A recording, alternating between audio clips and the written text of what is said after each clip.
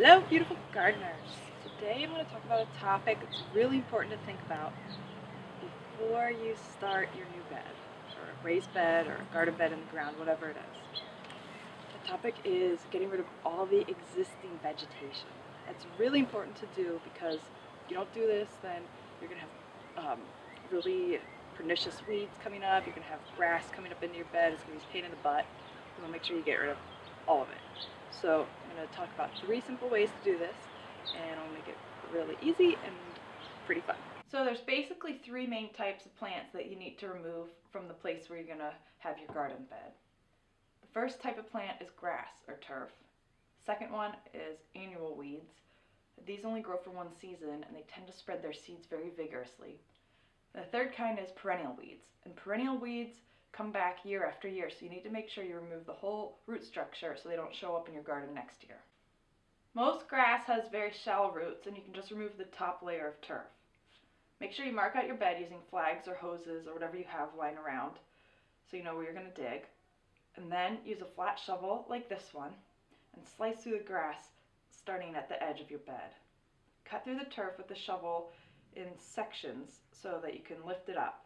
Then you can just use this grass to patch up any areas of your lawn that need a little help.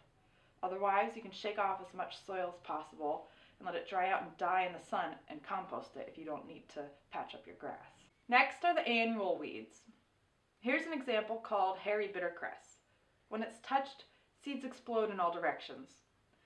With any weeds, you want to remove them before they go to seed, and preferably before they even flower, so you can keep them from spreading in your yard. Annual weeds are usually very easy to pull up. Simply grab the plant at the base near the soil and give it a little tug.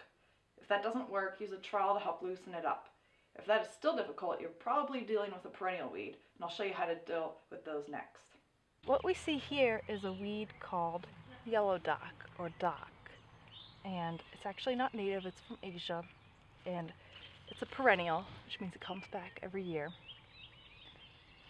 And one thing about dock is it's got this huge taproot. The taproot's like a carrot. It grows long and skinny and deep into the earth, and it's very strong. So when you're removing these kinds of weeds, you want to make sure you get the entire taproot, or else a whole new plant will grow from any pieces that you leave in the ground. So what we have now is this nice isolated yellow dock plant. I'm just going to take my trowel and gently go straight down into the earth and just sort of start loosening it. You don't want to point in because then you can break the root and then you'll have a whole new yellow dock plant.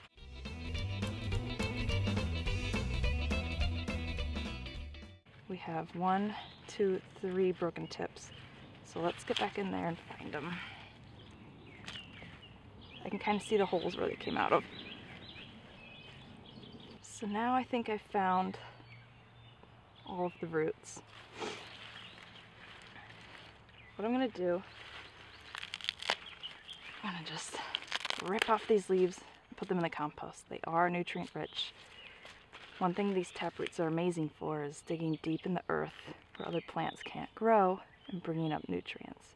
So yellow dock has that going for it. We have a city yard waste removal service here, so I just throw these kinds of weeds into the bin to be taken away and composted at an industrial level that will ensure all the seeds die from the heat generated in the compost pile. If you're an expert composter, you can do this yourself, but I don't even do this.